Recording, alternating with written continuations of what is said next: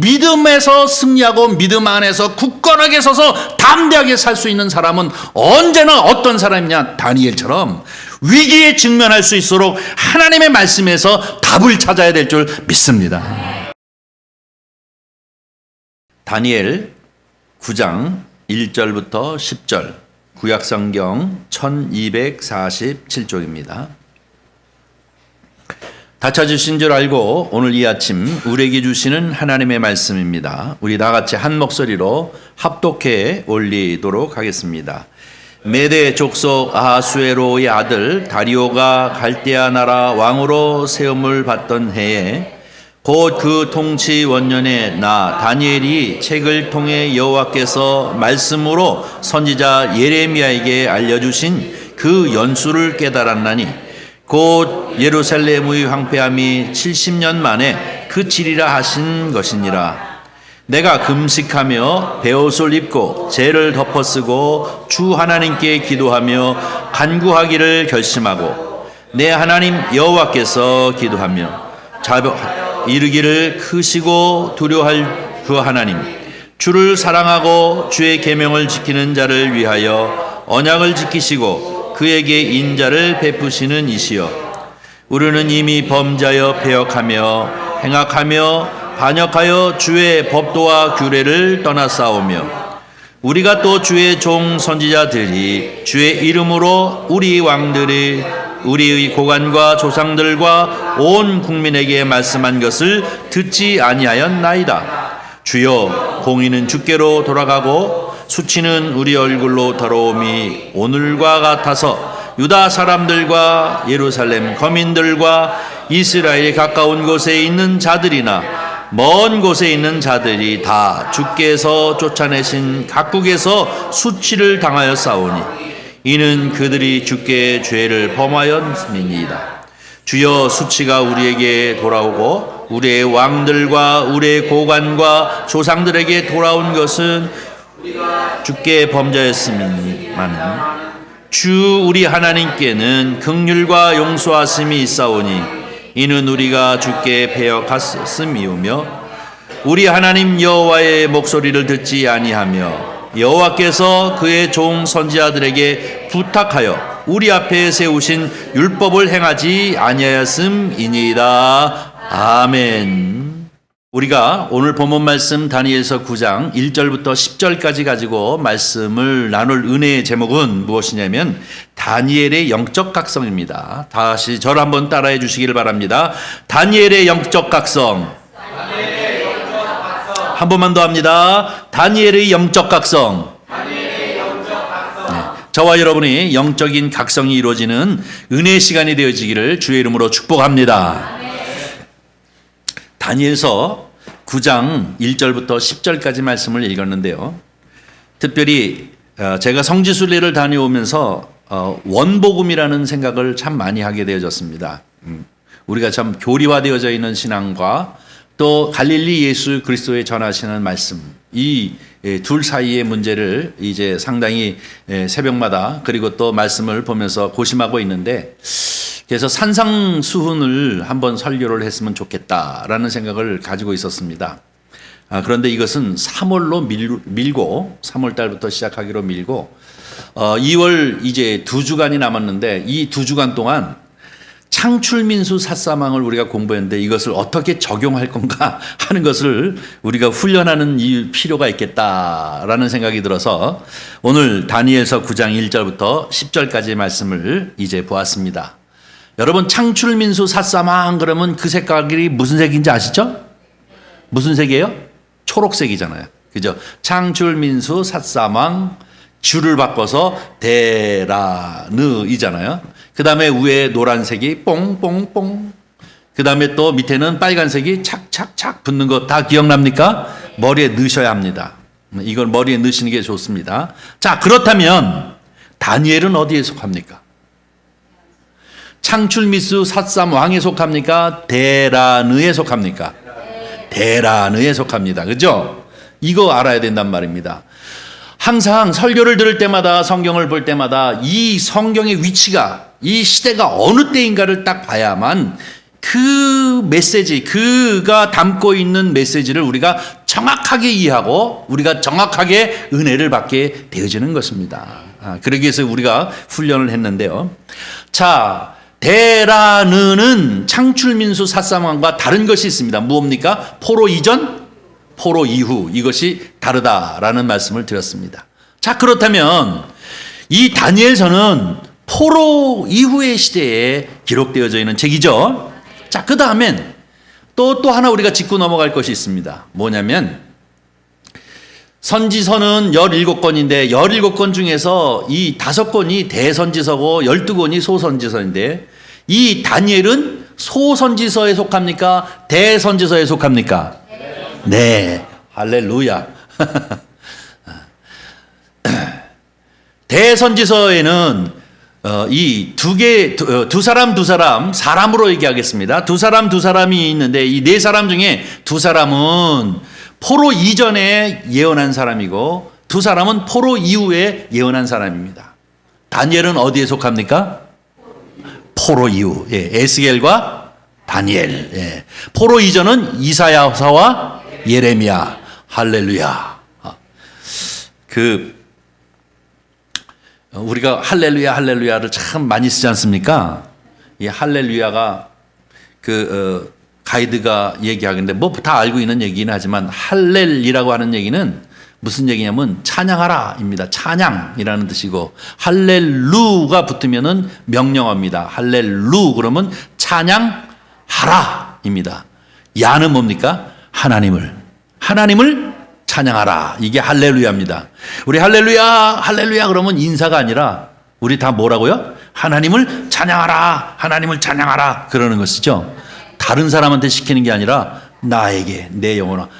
시편을 보면 나 곧 내 영혼아 여호와를 찬양하라 라고 얘기하지 않습니까? 우리 영혼을 향하여 그리고 다른 사람의 영혼을 향하여 여호와를 찬양하라 라고 하는 얘기가 할렐루야인 줄 믿습니다. 여러분 우리가 할렐루야 할 때마다 여호와를 찬양하라 라고 하는 이 명령어라는 생각을 늘 하시고 하나님을 찬양하시는 저와 여러분이 되기를 바랍니다. 자, 그러면 다니엘은 포로 시대 사람이잖아요. 자, 그러면 우리는 이미 상당한 정도의 접근이 되어 있습니다. 다니엘은 선지자 중에 한 사람이고 포로 시대의 사람이다라는 것을 알 수가 있습니다. 자, 그러면 이제부터 본문 말씀으로 들어가도록 하겠습니다. 자, 오늘 본문 말씀을 가만히 보면 어떻게 얘기하고 있느냐면 이 다니엘이 포로로 잡혀가던 시대에 이 유다 나라가 완전히 망했잖아요. 북이스라엘 망하고 남유다가 망하고 이제 포로 시대가 이제 들어갑니다. 그때의 다니엘의 나이가 10대였습니다. 10대. 그러다가 이 다니엘이 오늘 9장을 쓸 때쯤 되어지면 그 나이가 몇 살이냐면 80대였습니다. 80대. 10대가 지금 몇 살 됐어요? 80대가 되었다는 얘기입니다. 자, 우리 다니엘서 2절 말씀을 보겠습니다. 2절. 자, 읽습니다. 시작. 곧 그 통치 원년에 나 다니엘의 책을 통해 여호와께서 말씀으로 선지자 예레미야에게 알려주신 그 연수를 깨닫나니 곧 예루살렘의 황폐함이 70년 만에 그치리라 하신 것이니라. 아멘. 뭐요? 예레미야가 포로 이전에 이미 예언하고 있는데 이 나라가 하나님 앞에 불순종해서 심판을 받아가지고 큰 제국에 의해서 멸망당할 뿐만 아니라 그들이 다 포로로 잡혀갈 것이라는 겁니다. 그리고 예루살렘은 황폐해질 것이라는 겁니다. 그런데 이 예루살렘이 다시 회복되어진다는 거예요. 이 얘기는 뭡니까? 포로 귀환한다는 얘기죠. 옛 포로로 잡혀간 사람들이 다시 옛 예루살렘으로 돌아와서 이 예루살렘이 회복되어질 것이다. 근데 몇 년 있다가 70년 있다가 회복되어질 것이다 라고 하는 예레미야의 예언을 지금 누가 지금 깨달은 거예요? 다니엘이 깨달은 거예요. 뭐예요? 나 다니엘이 책을 통해서, 이 책은 무엇입니까? 예언서들이죠. 예언서들을 통해서 이것을 깨달았다는 것입니다.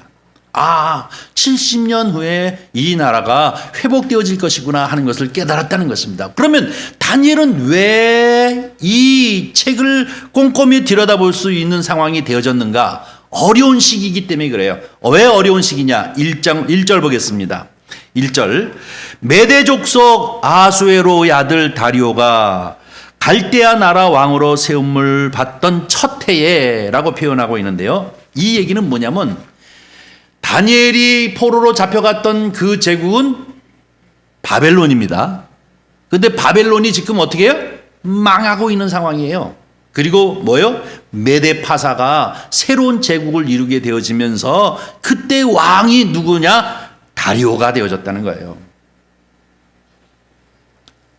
그러니까 자기가 포로로 끌려갔던 제국이 이제 망하고 새로운 제국이 형성되어지면서 왕도 바뀌고 있다는 얘기예요. 그러니까 포로로 잡혀갔던 자기의 민족들이 지금 운명이 어떻게 바뀔지는 모르는 거예요. 제국도 바뀌었지, 왕도 바뀌었지. 그러니까 어떤 상황인지 아주 위급하고 아주 과도기적인 이런 상황 가운데 있을 적에 이 다니엘이라고 하는 이 선지자는 네 민족이 과연 어떻게 되어질 것인가 하고 하나님 앞에 이제 하나님의 예언의 말씀을 이렇게 읽으면서 그 말씀을 통해서 어떻게 되어지는 일인가 라고 이렇게 봤더니 이 책에 뭐라고 돼 있어요? 예레미야가 예언하기를 이 민족이 70년 만에 다시 돌아갈 것이다. 70년 동안만 예루살렘이 황폐해질 것이다 라고 하는 답을 얻었다라고 하는 것이 1절 2절 말씀입니다.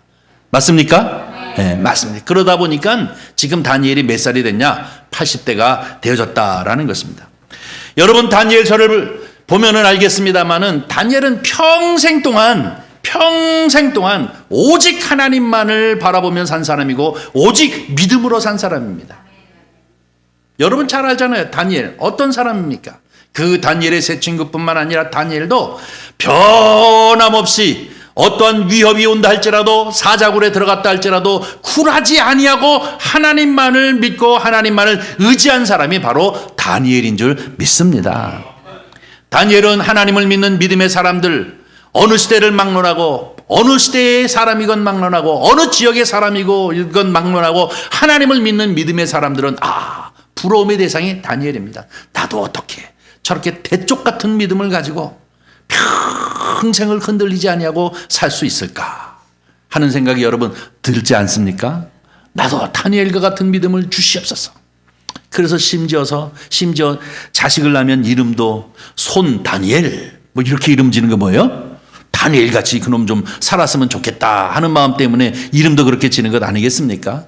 자, 그러면 다니엘이 어떻게 이렇게 평생을 변함없이 요랬다 저랬다 그저 그냥 요리 변하고 조리 변하고 요랬다 저랬다 하는 그런 것이 아니라 늘 진득하게 근위 있게 믿음만을 가지고 믿음 안에서 승리하며 살 수 있는 사람이 되어졌는가 하는 것을 우리가 엿볼 수 있는 말씀이 다 다니엘 1장, 2장, 3장, 4장 쭉 있지만 그 중에서 특별히 9장을 통해서 다니엘의 이 믿음을 엿보는 저와 여러분이 되기를 바랍니다.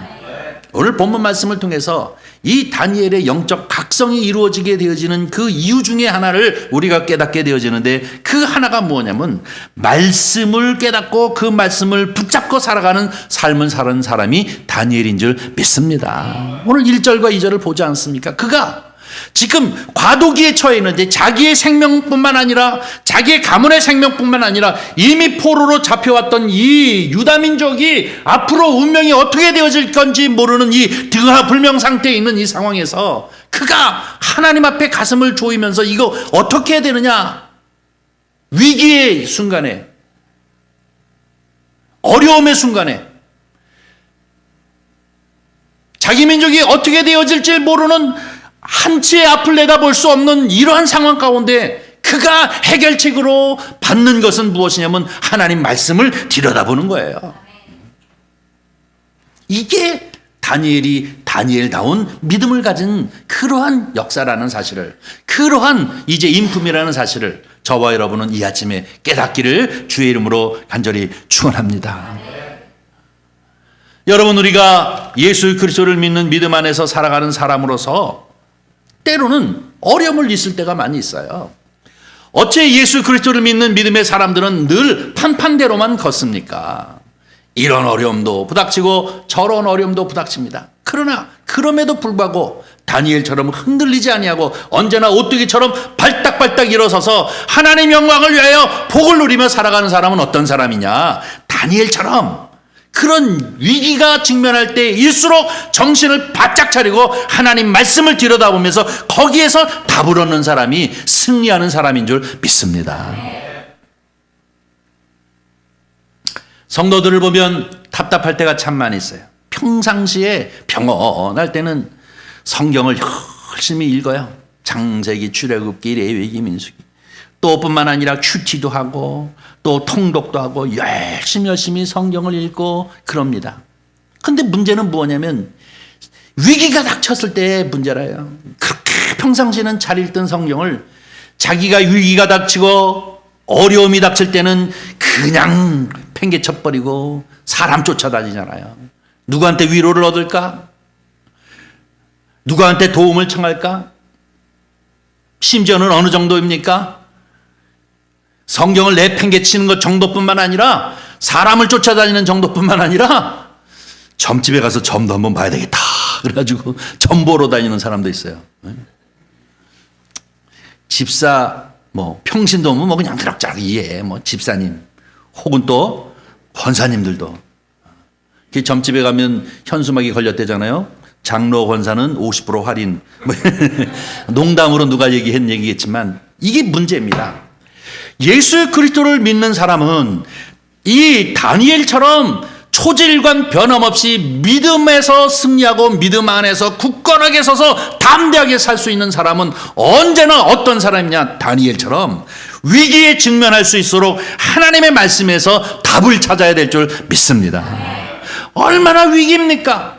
자기의 생명뿐만 아니라 이 민족이 여러분 다니엘이 1차 포로로 잡혀갈 때 대표로 처음에 다 잡혀간 사람들은 왕족 아니면 제사장족이었습니다. 다니엘은 대단한 수준의 사람입니다.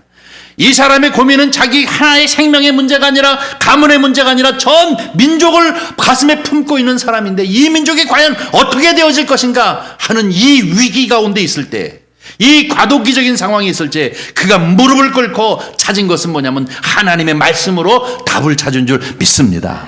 이것이 영적인 각성을 하는 이 다니엘의 모습인 줄 믿습니다. 사랑하는 성도 여러분, 저와 여러분도 어떠한 위기가 온다고 하면 평상시에 잘 안 읽는 성경이라도 내게 어려움이 닥치고 한치 미래를 내다볼 수 없는 이런 상황이 되어질 때 더 성경을 펴놓고 성경에서 답을 찾으시기를 바랍니다. 이 사람이 흔들리지 아니하는 믿음을 가진 사람이에요. 이런 사람들이 거기서 위로와 힘을 얻게 되어지면 그 말씀을 통해서 힘을 얻게 되어지면 하나님의 말씀은 생명이구나. 하나님의 말씀은 능력이구나. 하나님의 말씀은 위로의 말씀이구나. 하나님의 말씀은 나에게 힘이 되는구나 하는 것을 깨닫고 꿀송이보다도 더 단 것이 여호와의 말씀입니다 라고 고백하는 사람인 줄 믿습니다. 시편 119편 40절 50절 보면 뭐라고 얘기하냐면 주께서는 말씀으로 내게 희망을 주셨습니다 라고 이렇게 고백합니다. 또 50절에는 그 말씀이 나에게 큰 위로가 되었습니다 라고 이렇게 고백합니다. 저와 여러분은 하나님의 말씀이 나에게 희망이요, 하나님의 말씀이 나에게 위로요, 하나님의 말씀이 나에게 능력이요, 하나님의 말씀이 나에게 힘이 되는 그런 은혜가 있기를 주님의 이름으로 간절히 축원합니다. 어려울수록 힘들수록 좌절을 느낄 만한 이런 상황일수록 답을 어디서 찾아야 하느냐? 바로 하나님의 말씀 가운데에서 답을 찾으시는 저와 여러분이 되기를 주님의 이름으로 간절히 축원합니다. 두 번째, 다니엘의 영성은 또 무엇이냐면 두 번째 영성이 바로 이것입니다. 다니엘은 바로 이 하나님의 말씀에서 딱 깨달았어요.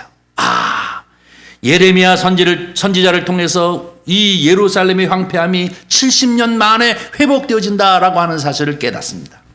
그리고 난 다음에 펄쩍 뛰어서 할렐루야 하고 막 기뻐하고 그러는 것이 아니라 그 다음에 이 말씀을 어디로 끌고 갑니까? 기도로 끌고 가고 있어요. 기도로 끌고 가고 있습니다. 오늘 본문 말씀을 보면 바로 이 다니엘은 이렇게 기도로 끌고 가고 있는 것을 볼 수가 있는데요. 자, 오늘 본문 말씀을 한번 보겠습니다. 3절 말씀을 보겠습니다. 3절과 4절 우리 다 같이 함께 읽습니다. 내가 금식하며 베옷을 입고 죄를 덮어쓰고 주 하나님께 기도하며 간구하기를 결심하고 내 하나님 여호와께 기도하며 자복하여 이르기를 크시고 두려워하는 주 하나님, 주를 사랑하고 주의 계명을 지키는 자를 위하여 언약을 지키고 그에게 인자를 베푸시는 이시여 라고 주님을 부르고 있는 것을 볼 수가 있습니다. 금식하면서 죄를 덮어쓰고 그러면서 하나님 앞에 기도를 시작하고 있는 것을 볼 수가 있습니다. 이것이 우리에게 또 깨닫게 하는 영성입니다. 한국교회 약점이 무엇이냐라고 묻는다면 한국교회 약점은 기도파가 있고 말씀파가 있다는 거예요. 열심히 성경을 읽고 필사하고 큐티하고 이런 사람들은 성경에 대해서 너무 잘 알아요. 무엇을 물어보면 어떤 사건이든 뭐든 착착착착 잘 알아요. 그런데 문제는 뭐냐면 기도를 못해. 기도의 능력이 없어요. 말씀파예요. 성경을 달달달달달 뭐 압니다. 주제가 무엇인지 뭐 적용점이 무엇인지 착착착착 아는데 3분을 못 넘겨. 기도하기 시작하면 기도를 못해요. 이게 한국교회의 단점입니다. 또 하면은 이 기도파가 있어요. 혹은 성령파라고 얘기하잖아요. 늘 성령 충만하기를 사모하고 언제나 은혜를 사모합니다. 어떤 기도의 자리건 간에 가면은 그냥 랄랄랄랄라 하면서 열심히 기도했는데 덮어놓고 믿어가지고 성경을 몰라요. 이단이 뭐라고 그러면 그냥 거기에 쪽 빠져가지고 넘어가고 저기에 넘어가고 흔들리고 그래요. 말씀파가 있는가 하면 기도파가 있는데 여러분, 말씀과 성령은, 이 말씀과 기도는 통합되어져야 될 줄 믿습니다. 이게 든든히 두 기둥이 다 서 있는 우리의 올바른 신앙인 줄 믿습니다. 말씀하는 사람은 가슴이 냉합니다. 머리만 차갑습니다. 지식에 능합니다. 판단하고 사고하고 하는 것에 대하여 능함에도 이 가슴이 뜨겁지가 않아요. 예배의 은혜가 없어요. 성령에 충만하지가 않아요. 하나님 앞에 정말로 온 힘을 다하여 기도하지 못한단 말입니다. 그런가 하면 덮어놓고 그저 기도의 자리에 나가서 열심히 기도하는 사람은 하나님 말씀을 몰라요.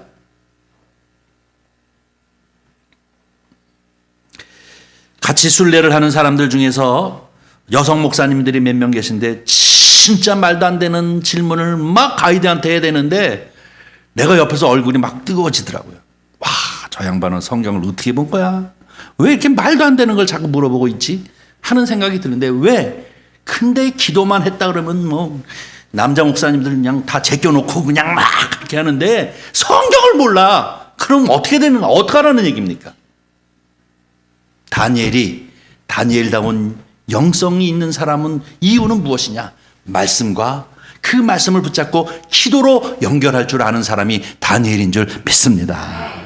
기도를 통해서 능력을 받았으면 그 능력이 하나님의 말씀에 어떻게 얘기하고 있고 어떻게 쓰여져 있는가, 그 능력을 갖다가 기도해서 이 말씀에서 그 답을 찾아야 하고, 또 말씀을 깨달으면 그 말씀을 통해서 하나님 앞에 기도로 이끌고 갈 줄 아는 그런 영성을 가진 것이 바른 영성인 줄 믿습니다. 그래서 바로 이 우리의 약점인 말씀파, 기도파가 아니라 말씀과 기도가 하나 되어지는 역사가 나타내야 될 줄 믿습니다.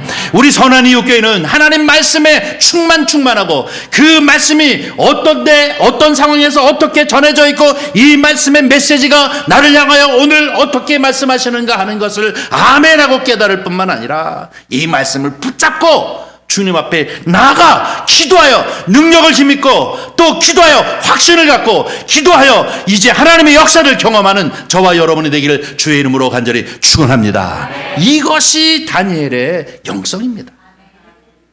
9장에 나타나 있는 이 다니엘의 영성입니다. 또 한 가지 다니엘의 영성 중에 귀한 것이 있습니다.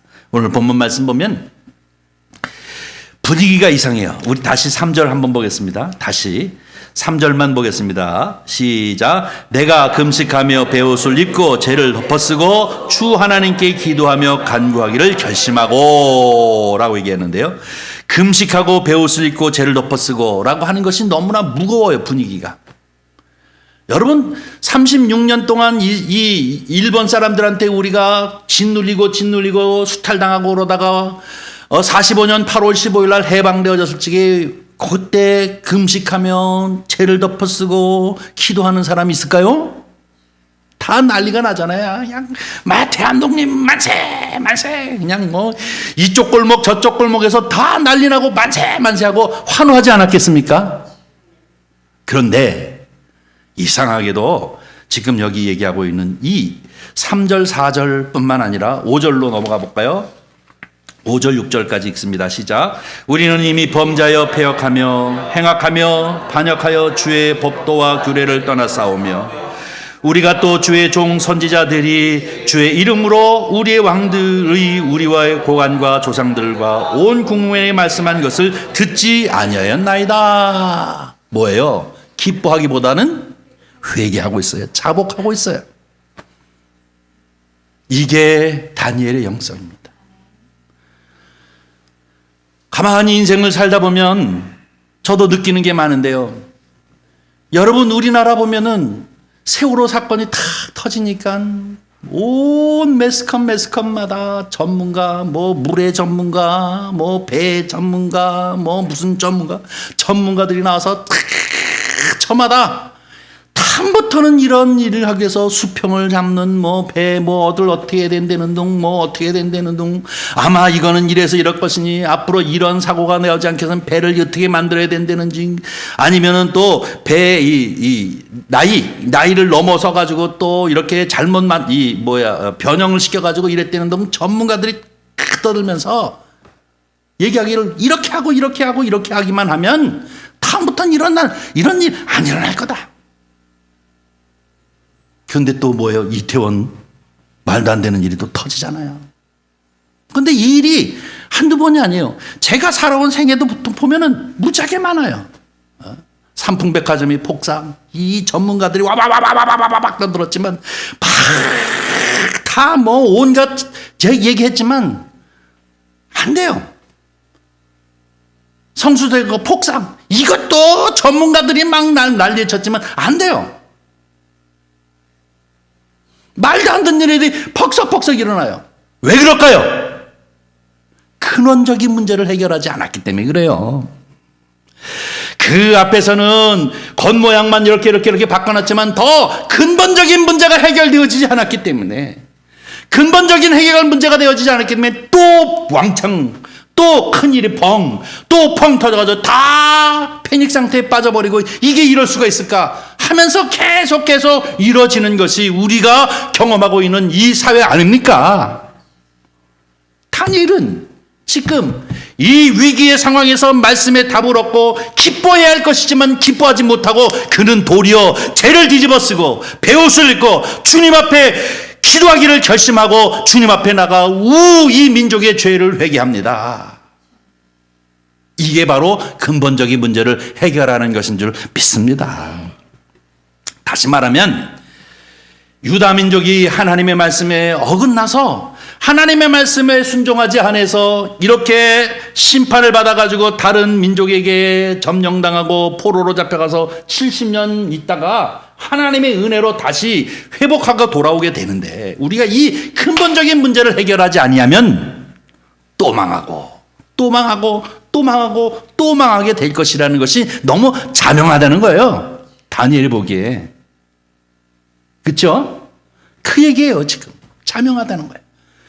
다니엘은 더 이 기쁨에 즐거워하고 기쁨에 들뜨는 것이 아니라 더 주님 앞에 애걸하고 기도하는 것은 뭐냐면 이 민족의 죄를 용서하여 달라는 거예요. 더 근본적인 문제를 주님 용서해 달라는 거예요. 우리가 지금 뭐 전문가가 이러쿵저러쿵 떠들어서 되어질 문제가 아니라 더 근본적인 문제가 무엇인지 이 문제를 놓고 하나님 앞에 자복하고 회개하면서 이 문제가 해결되어져야만 이 나라 이 민족이 다시는 다른 민족에게 짓밟히지 않고 다시는 다른 민족에게 흐트러져 가지 아니하는 그런 민족이 되어질 수 있으니 주여 우리를 용서해 달라는 거예요. 그것이 바로 6절 말씀 아닙니까? 우리가 또 주의 종의 선지자들이 주의 이름으로 우리의 교관과 조상들과 온 국민에게 말씀한 것을 듣지 아니하였나이다. 무슨 근본적으로 기쁨이 아니라 도리어 다른 사람들은 기뻐하고 다른 사람들은 이제 우리가 고국으로 돌아갈 수 있겠다는 예언이 있다고 하는 것에 대하여 즐거워할 때 다니엘은 이 민족의 죄를 고하고 회개하는 것을 볼 수 있습니다. 한번 7절 넘겨보세요.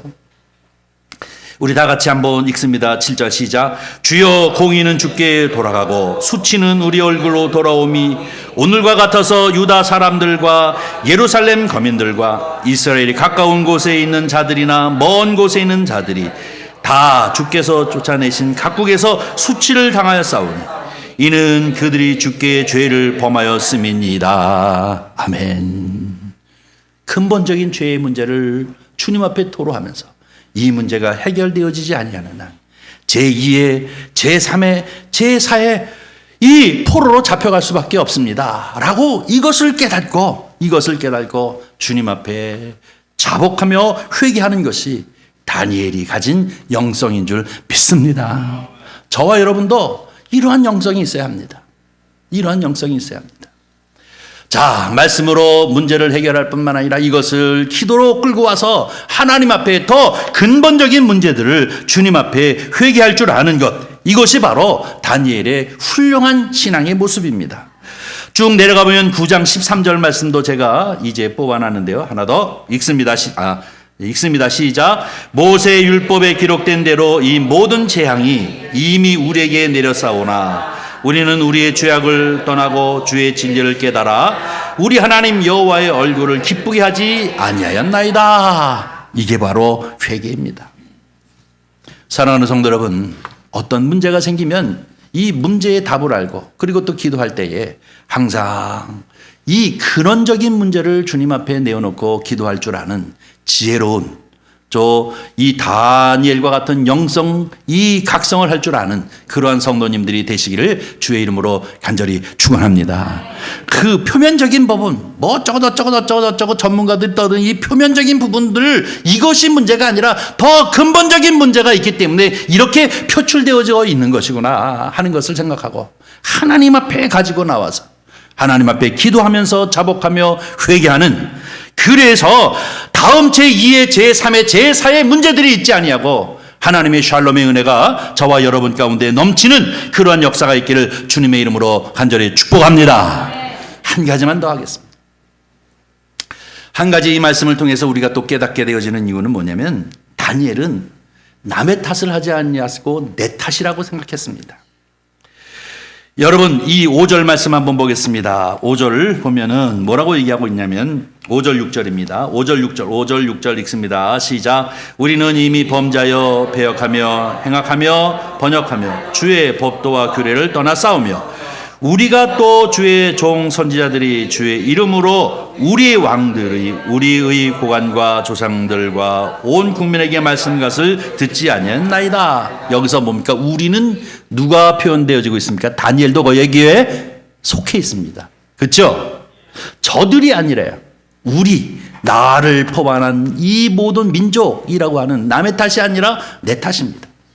예를 든다면 아버지가 사업을 너무 크게 해서 막 진짜 어렸을 적에는 남부러울 것이 없이 다 온 것 다 누리고 살았는데 어느 날 사업이 쫄딱 망해가지고 결국은 이제 단칸방으로 이사 가게 됐어요.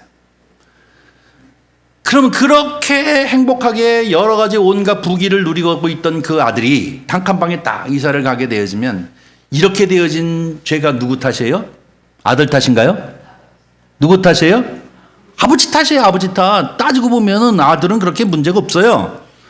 아버지가 잘못해가지고 지금 아들이 고통당하고 있죠. 자, 다니엘이 10살 때 포로로 잡혀갔어요. 10대 때. 그게 지금 나이가 80 됐어요. 그러면 지금 이렇게 되어진 게 누구 탓이에요? 조상 탓이잖아요. 그죠? 자기의 아버지, 할아버지 대가 하나님 앞에 불순종해가지고 결과적으로 내가 지금 고통을 당하고 있는 건 아닙니까? 그런데 다니엘은 내 아버지, 내 할아버지 탓하지 않냐고. 뭐예요? 내 탓입니다.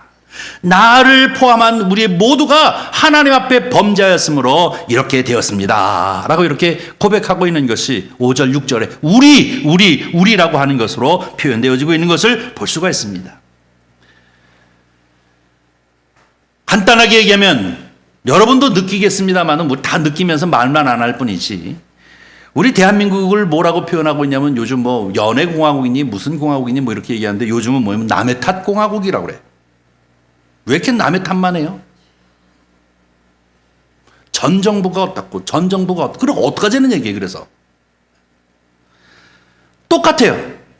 남의 탓을 하면 내 부모가 어떻고 그래서 내가 이 모양이 이 꼴이고, 또 내 자녀가 어떻고 해서 내가 이 모양이 있고요. 내 조상들이 잘못해서 어떻고 해서 내가 이 모양이 있고요. 내 남편이 잘못해서 내가 이 모양이 됐지. 우리 아내가 잘못해가지고 내가 이 모양이 됐지. 남의 탓하게 되어지면 회복의 역사가 일어납니까? 안 일어납니다. 다니엘은 어떤 영성을 가지고 있습니까? 이것이 내 탓입니다. 이것이 우리의 탓입니다. 하나님, 우리의 죄가를 용서하시고 긍휼을 베푸시는 하나님이여, 다시는 우리가 이런 죄를 범하지 아니하도록 주님 앞에 온전히 돌아설 수 있도록 주님 긍휼과 자비를 베풀어 주시오 하고 주님 앞에 기도한 사람이 누구냐면 다니엘입니다. 어느 나라를 막론하고 남의 탓하면 이제 회복되어지는 경우가 없습니다. 여러분, 베드로가 예수님을 만나고 난 다음에 그 웃옷을 벗어 던지고 하기를 많으면 내가 죄인이오니 나를 떠나주십시오 하고 얘기하는 것이 너무나도 당연한 것 아닙니까? 베드로가 성령 충만함을 받아가지고 이제 사도행전에 보니까 하나님의 말씀을 증거할 때에 3,000명이 회개했다고 그랬습니다. 그때 그들의 모습이 뭡니까? 우리가 어찌할꼬?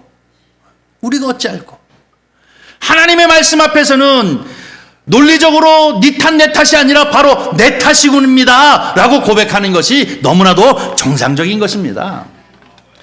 여러분, 우리 스스로를 돌아보면 영적으로 충만할 때는 다 내 탓입니다. 아이고, 내 잘못이지.